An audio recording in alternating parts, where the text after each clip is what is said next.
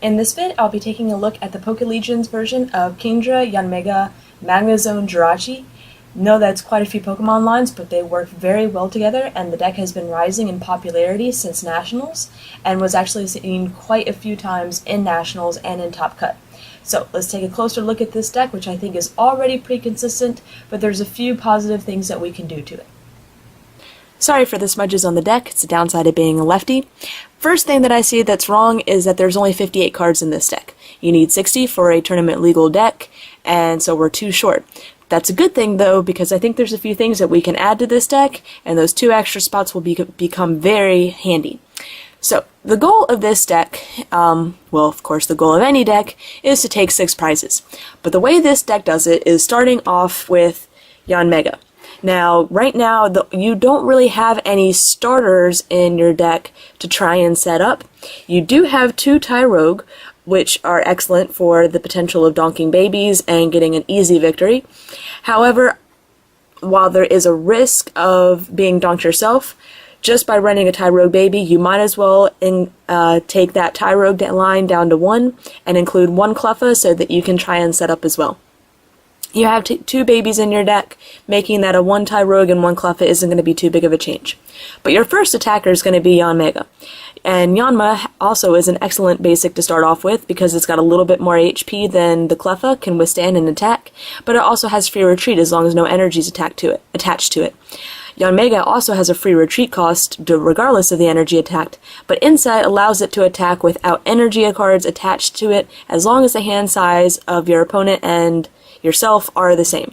So we rely on lots of copycats and judges to make sure they're the same, but this is a stage 1, so it's a very easy Pokemon to get set up, and will be very fast to start attacking and taking prizes. Linear attack allows you to do 40 to any bench Pokemon, or, well, actually to any Pokemon you want, including the bench, which makes it perfect for sniping babies and low HP Pokemon. So, you're going to start off with Yanmega to snipe. Hopefully soon you'll get up a Kingdra Prime. Kingdra Prime is supposed to, well, you can certainly use Dragon Steam in case you have a Donphan or another Pokemon that's sweet to water out, or your opponent has that out. I apologize for that. But the biggest reason you're going to use this is Spray Splash. If your opponent has a 50 HP Pokemon, you Spray Splash it once, use Yanmega to snipe it, and it's gone. So essentially you can be sniping the bench for 50 with Kingdra, and if you have multiple Kingdras, you can be sniping for more. The problem, one problem I do see with this deck is that you're running a 2-0-1 Kingdra Prime. That definitely needs to be increased to a 2-1-2 line. If you run into a Vileplume, you definitely want to have the Seadra in your deck in case you can't use the rare candy. And with the Kingdra Prime, you're going to want 2 Kingdra Primes on your bench so you can double Spray Splash per turn and potentially do 60 to a bench. And if 1 Kingdra Prime is prized, you want to have that second one as a backup. I do like your Magnezone Prime line though. Magnezone Prime is mainly for its Pokepower Magnetic Draw, which allows you to draw until you have 6 cards in your hand. This is going to help Yanmega even out the card number to match your opponent, depending on what they have, as well as acting as your draw engine. We also are going to make sure that you run enough energy in this deck so that you can also use Lost Burn, which does 50 times the number of energy you put in the Lost Zone.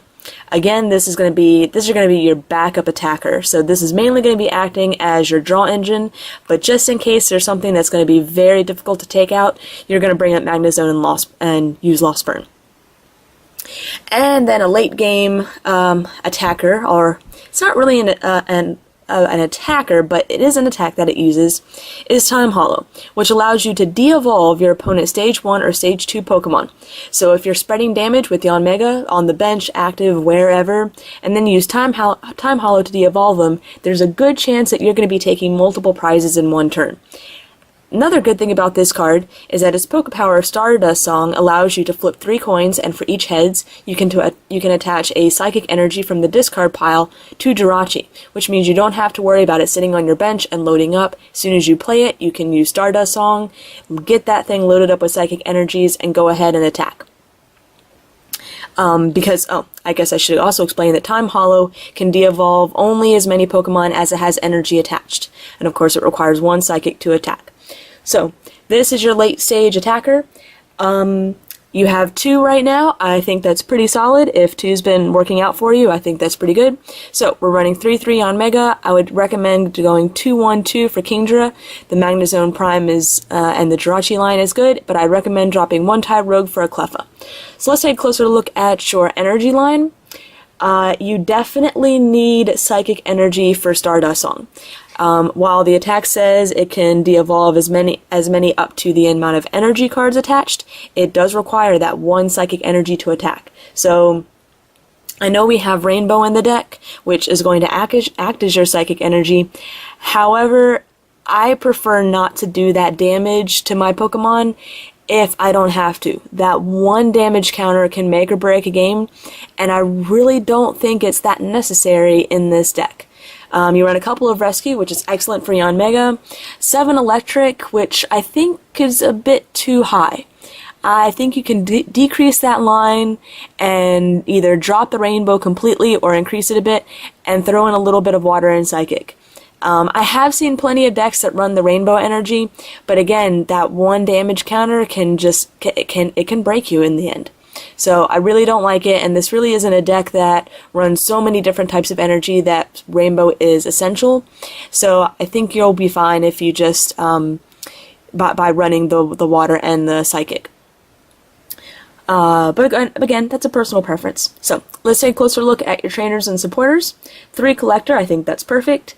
You have 3 Judge and 3 Copycat. Because Yanmega Insight relies on copying a hand, I would definitely recommend that you increase that line to 4 of each. And that way you're ensured a matching hand regardless of whatever else you have. You have 4 Reversal. I think you can drop that down to 2, possibly 3 Reversal, just because you also have Junk Arm, which I haven't been showing the cards, so let's go ahead and start doing that. You also have Junk Arm, so you can always use Junk Arm to get those reversals back. And being a flippy card, I really don't like to see 4 of them. If you flip 4 tails, that's 4 wasted spaces. So I think you'll be fine with 2 or 3, and then you can always Junk Arm if you need more. You have 4 Pokemon Communication in the deck. I think you'll be fine with 3. Again, you can use Junk Arm to get those back. You run 4 Rare Candy. I think we can drop that down to 3. Again, utilizing Junk Arm in case you absolutely need it. But right now you only have 2 stage 2 Pokemon that can utilize Rare Candy. Therefore, I think you only need 2 or 3 Rare Candy. I'd probably still say 3 for the safest. Junk Arm, you run 3. Perfect. 2 Switch. I think you can decrease that to 1. You know, again, what I like to do with my 1 Switch is play it as soon as possible. And here's a switch for you. I like to play that switch as soon as possible and then be able to Junk Arm for it later if I need to. Ideally, your Magnezone is not going to be in the attacking position very often. You really want to rely more on your Yanmegas and Jirachis and Magnezone just for those hard hitters that you weren't able to get before they evolved. You run 2 Plus Power. I really don't think you need Plus Power in this deck. Yeah, because Plus Power only does damage to the active, and with Yanmega, I think you're going to be doing a lot more damage to the bench. There are a few things that I think are crucial to not only this deck, but any deck that I see that are missing.